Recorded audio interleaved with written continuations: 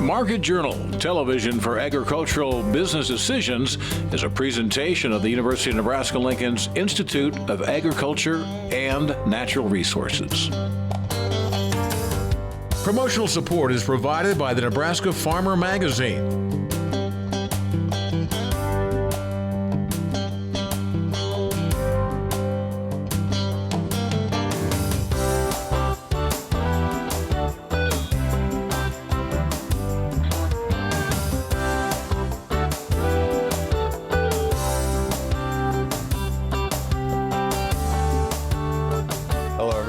I'm Bill Dodd, and thanks for joining us today on Market Journal.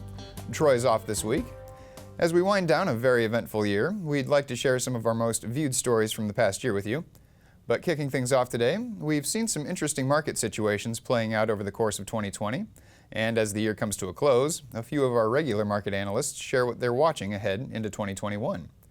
And if our trade relationship with China was a big headline this year, two of our analysts in DTN's Todd Holtman and Central Valley Ag's Luke Beckman believe that in 2021, the country will continue to make headlines in agriculture. I think everything is about China because they are such a big potential buyer here. There's so little that we know about them internally. They just remain the big question mark and continue to capture our attention. The problem of trade with China is no easy solution, as we've discovered. So just because we have a new administration, that doesn't mean that there's going to be an easy solution there either. Well, from a prediction standpoint, I have a prediction that China is going to be a more meaningful buyer of U.S. ethanol.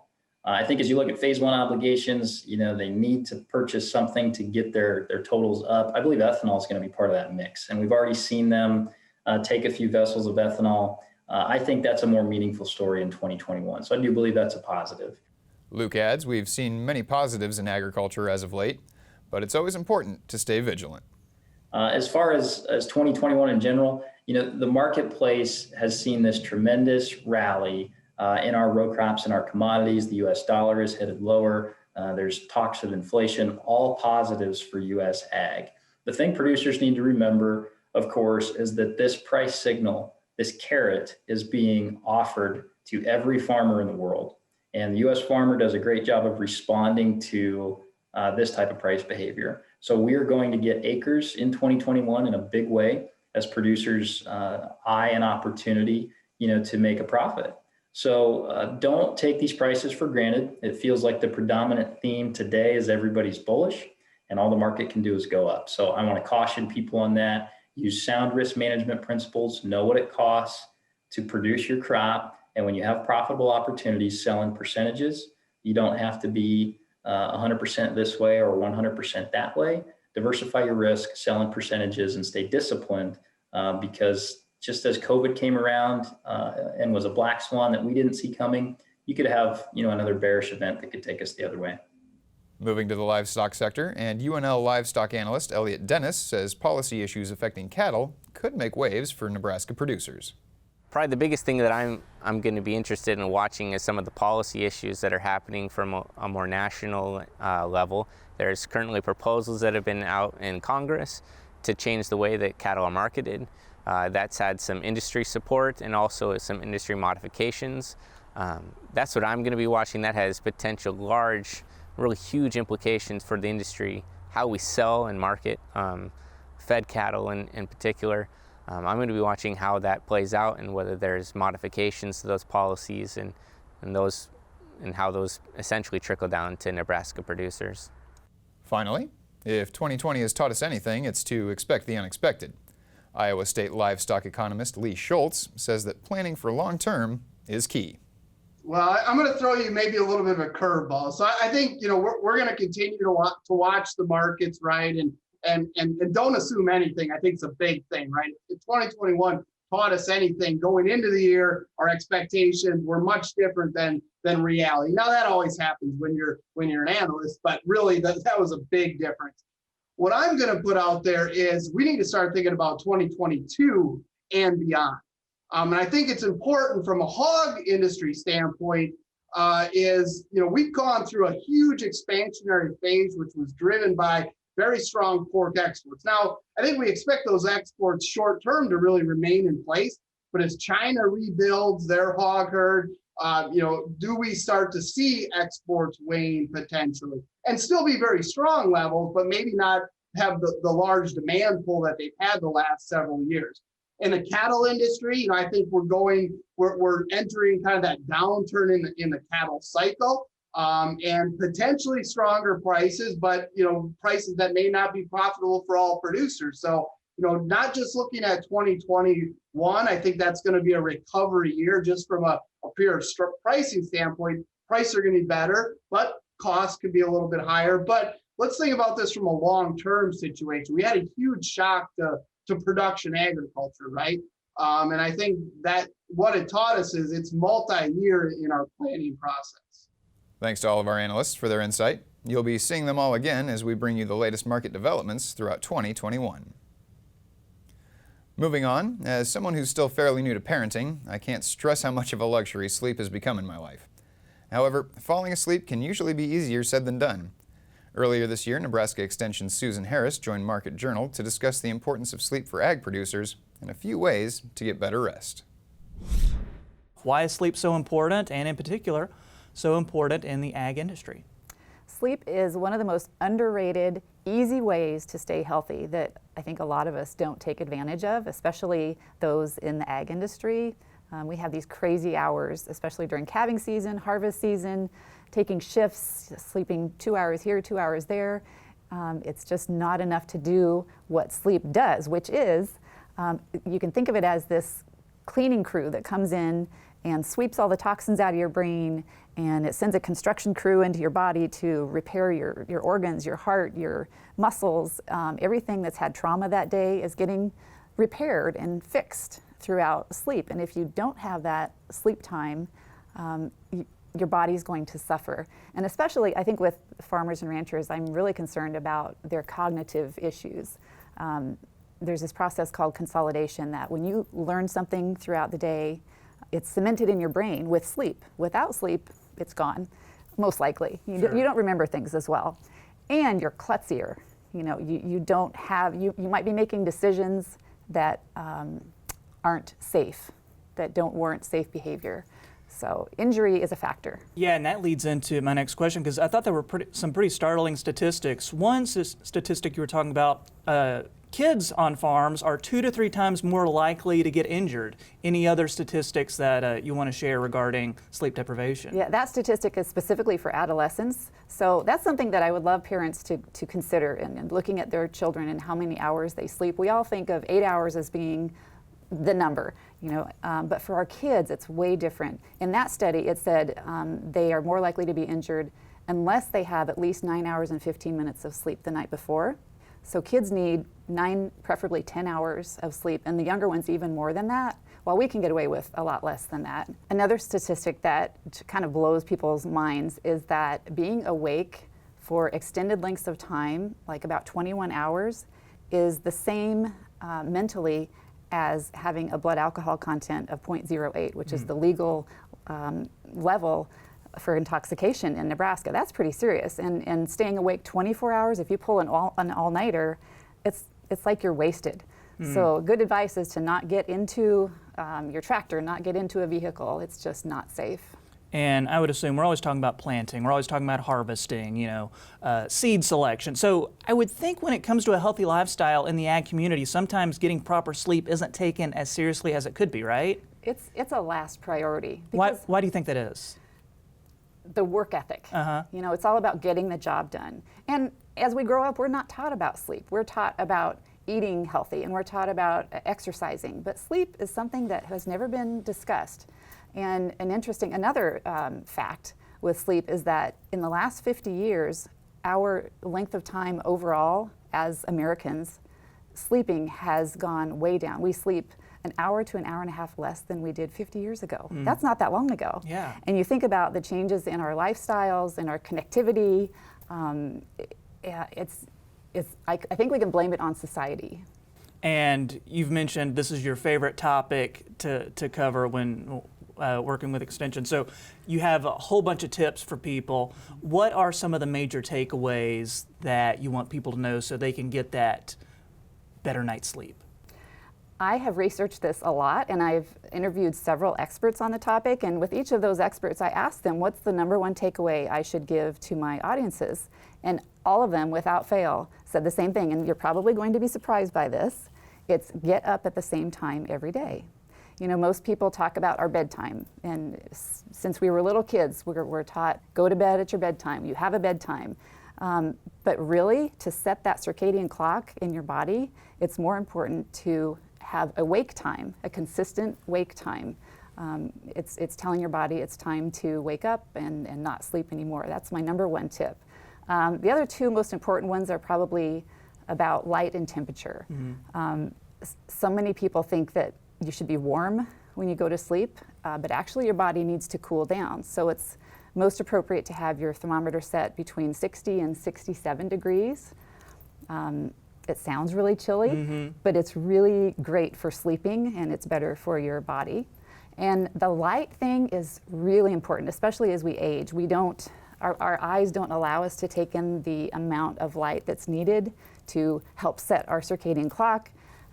So we are tending to not sleep as well as we age. So exposing yourself to the morning light, going outside and taking in the sunshine, and then at night, again, it's important to lower the lights. You know, the same kind of theory, kind of follow the sun.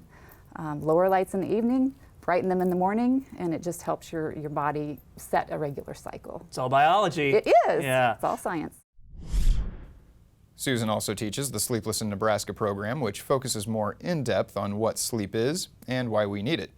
For more information on this program and this topic, you can visit go.unl.edu/sleepless. We've also got a link to it on the Market Journal website as well. Next up, land is consistently ranked as a relatively stable investment.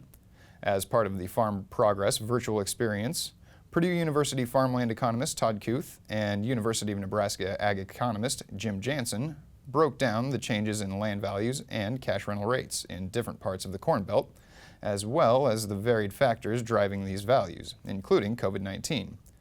While there are plenty of negative factors to go around, among the positive factors affecting land values across the country right now are a limited supply of land on the market, low interest rates, and low return on alternative investments. You can read more about his story by Tyler Harris in the December print issue of Nebraska Farmer. And it's time now for weather with Nebraska Extension Ag Climatologist and Market Journal Chief Meteorologist Al Dutcher. Al, I hope you're having a wonderful start to your holiday season. What are we going to be discussing today? Well, Bill, I hope you had a happy holiday as with all the folks out there. Hopefully it was safe and relaxing. Since the university is shut down, I thought this would be the perfect opportunity to get you updated on the latest La Niña information, as it has been an important player not only in our fall weather pattern, but will likely drive our winter and our spring patterns. And the biggest question is, will we start to receive some relief from this precipitation deficit, particularly across the western half of the state, where we've been enduring 6 months almost of this dry conditions, and we're about in the 3 to 4 month stage across some of the later developing areas of the state, south central and southeast Nebraska.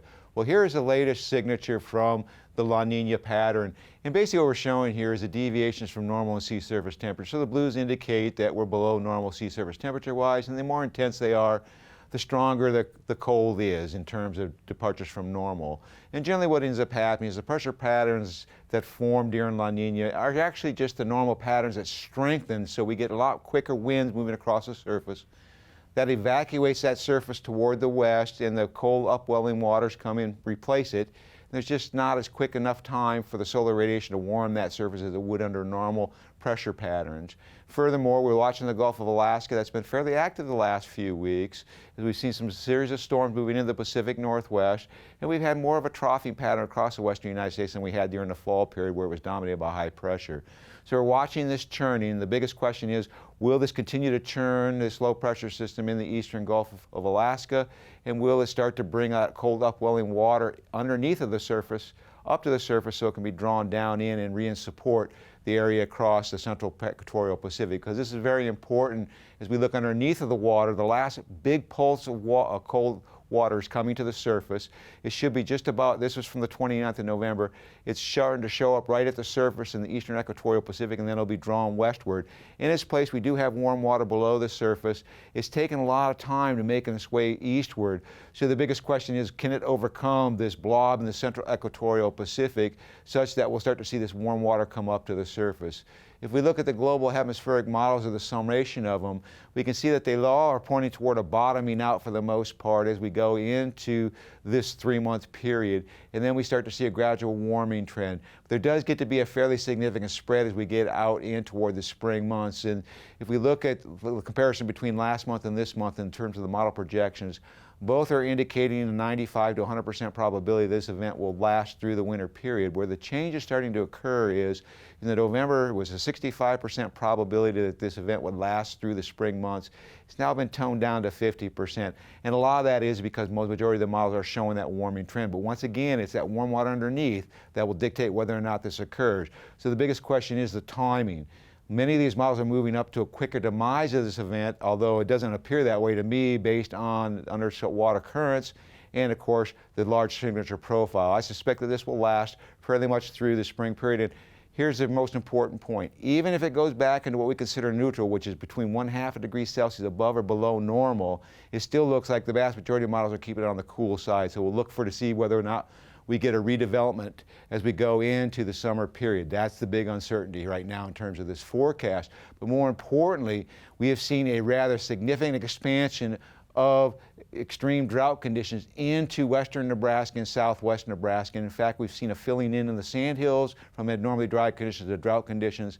And looking at the outlooks, there's just not a lot of signs for above normal moisture this winter. So it's probably going to be spring before we start to see any significant relief. We're going to be dealing with this issue off and on all the way through the spring period. So we'll keep you updated as the season progresses. Stay tuned next week for our top 5 countdown of the weather events that I feel were most important to agriculture during 2020 within the state of Nebraska.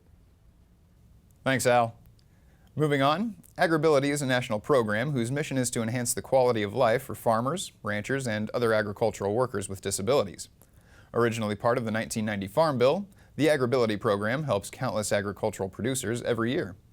Market Journal was fortunate enough to meet with AgrAbility Program Director Rod Peterson as he set out to document the program's successes here in Nebraska.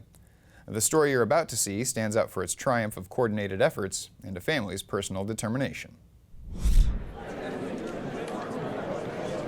The National AgrAbility Project has had a well-known presence in the Cornhusker State. In fact, just this year, the 28th Annual National AgrAbility Workshop was hosted right here in Lincoln.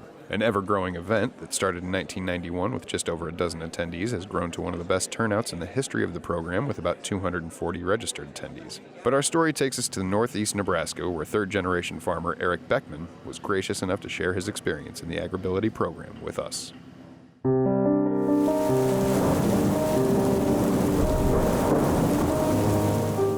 Pouring down rain and just hydroplane coming around and rolled over from there, and a couple of my buddies then pulled me out. I was half my body was laying out of the window, I think, and then I know the life flight was called, and then but they weren't even able to come because the weather was so bad. First thing I remember, I was laying in the hospital up in Sioux City. Is the first thing I remember. And really didn't know what was going on at that time yet. I probably really didn't realize how affected I was until probably 2 weeks probably after my accident, actually. Eric had sustained a broken neck, including his C3, 4, and 5 vertebrae, resulting in quadriplegia. While hospitalized, Eric was told this could be an opportunity to do something else with his life other than farm. But as far as he was concerned, there was only ever one option. He was born a farmer, and he would continue to do what he loved. We were at Craig Hospital, and they had meetings every, 4 to 6 weeks. And it was with our doctors, his PT, his OT, all of them. And they sat down and laid it out for Eric and said, this is an opportunity for you to get to do something else if you'd like. Your state will fund for you to go back to college. There's a lot of things you can do. And they said, if there's anything you'd ever wanted to do, what would you like to do? And Eric sat there and he didn't even wait. Wasn't but a couple seconds, and he says, well, I've never wanted to do anything but farm. And I know just being married to him and all the stories talking about growing up, he knew from a small child he was going to farm. He was the one that was pushing the tractors around the living room, that was falling asleep in the tractor with his dad. His dad would put him in a hay bale or out by some haystacks and lay him down to sleep while he farmed. You know, all the stories I heard, that's all he ever wanted to do was farm. And I remember my stomach just going, oh, how is that going to work? Enter Rod Peterson, Program Manager for Nebraska AgrAbility. Despite the challenge presented to Eric, Rod stepped in and showed the Beckmans just how it was going to work when it came to getting Eric back to the career that he'd always loved, and has continued to be there for the Beckman family for the last 12 years. At that point in time, I was lucky enough to work with Beckmans here in northeast Nebraska. What we do is we take referrals, sometimes from vocational rehabilitation, sometimes from family members, OTs, PTs, many different referral sources. We contact the individual, we explain the program to them, we go to the farm, we do a farm assessment, we find out exactly what assistive technology they need to continue farming. We make those recommendations many times to vocational rehabilitation or any other funding sources that we can find for them. Our job is to see what their limitations are, match them with the assistive technology that they need to continue farming and ranching. And that's basically what AgrAbility does. Learning to live with his disability through the help and care of the AgrAbility program, Eric had a message for anyone out there who may be dealing with a disability they've never had to face before and may be thinking there's no way they can get back to the demanding work that farming and ranching requires on a daily basis. Oh, there's a lot of things. I mean, they can change your life for you. They have resources out there that you don't know about. They can give you, you know, to get you back into what you want to do in life, and they're great people to work with. I mean, easy people to work with, and very knowledgeable. And yeah, I don't know, I can't say enough about them. I don't know where I'd be at today if it wasn't for them. AgrAbility brought me back to where I'm farming again and to doing what I want to do again. And I don't know if I would have been able to do that without them.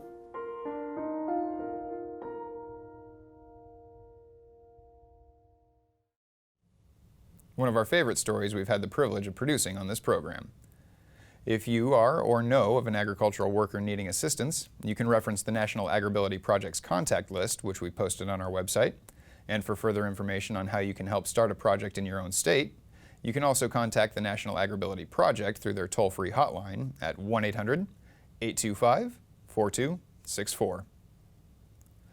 Next up, the 2018 Farm Bill brought a new commodity to the Cornhusker State when hemp became legal to grow in Nebraska last year. However, only a handful of Nebraskans were selected for the initial pilot program, and Annette and Bruce Wiles were lucky enough to become licensed participants. Growing hemp at their farm, which also produces hops, earlier this year, I was fortunate enough to get an inside look at how the first hemp crop turned out. Okay, so now we just have to figure out what we do. All this stuff needs to be rehydrated though. So It wasn't that long ago that these plants weren't even legal in Nebraska. I think she looks perfect. We got our first look at the Hop Yard's hemp production this past October. The plants were really coming along in the greenhouse at the time. Fast forward several months, and today was the culmination of a process that dated back to the release of the 2018 Farm Bill. So in the last 6 months, we have been growing hemp plants in the greenhouse. The last few weeks, we started to harvest. The first 2 varieties, we did a wet trim, which we ran them through at least 80% moisture. The last 2 varieties, we've dried down in the greenhouse and air hung, which is the normal way that people dry hemp today. And we are going to be dry trimming, bucking, and dry trimming them. Before trying their hand at growing hops and hemp, Bruce had tended to more traditional crops like corn and soybeans. Since updating their new operation and pioneering relatively new crops, Bruce and Annette have learned that this isn't your typical agricultural experience. I would say they're a lot more hands-on. You really need to be in touch with the crop of when the maturity is ready. Corn and beans have a lot of equipment, have a lot of pesticides and herbicides that are available today. Hemp does not. There are very few that are approved, and if they are, they're mostly organic. So you really have to look at your crop every day. You have to watch for making sure that you have no males within the crop. You have to make sure the fertilizer is where it needs to be, the water is where it needs to be, in order to get the optimal harvest at the right time. Now that harvest has begun to wrap up, marketing the new crop will be the next challenge for the hemp entrepreneurs. And with such a versatile crop, there are several possibilities as to how they can achieve marketing success. So what we're looking at right now is we have been looking nationally at some of the best CBD products available because we know we're not going to be able to do everything on our own. So we want to have additional products in addition to potentially look at selling the flower that we grew, maybe smokable flower this year. Also looking at taking some of the biomass that we've recovered, drying that down and extracting the oils out of that, potentially to make some tinctures. We are also maybe looking at making some hemp tea. We also have honeybees on the property, so the hemp tea would complement our honey, and it could really truly be a farm-to-table experience here at the Hop Yard. Over the last couple of years, several Nebraska farmers have learned just how hard and expensive it can be to take a hemp crop from seed to harvest. In fact, recent research from Cornell University has stated that some operations have spent as much as $13,000 per acre in production costs. Furthermore, while 2020 had its ups and downs for hemp producers, hemp prices were looking to close with a bang in early December. However, many producers are turning their attention to 2021 for a true recovery. Reporting from Market Journal, I'm Bill Dodd. Always a pleasure visiting the Hop Yard out in Plattsmouth. If you'd like to learn more about the Wiles operation, we've included a link on the Market Journal website. Well, that's going to do it for this week's show. If you missed a story, be sure to download the Market Journal mobile app or follow us on social media to join in on the conversation. And don't forget, you can always get the latest updates on the COVID-19 outbreak at covid19.unl.edu. We'll hope to see you right back here next time for our first show of 2021. I'm Bill Dodd. Thanks for watching and have a wonderful holiday season. Join Market Journal online at marketjournal.unl.edu. You can also follow us on Twitter, Instagram, and Facebook. Promotional support is provided by the Nebraska Farmer Magazine. Market Journal is produced by the University of Nebraska-Lincoln's Institute of Agriculture and Natural Resources.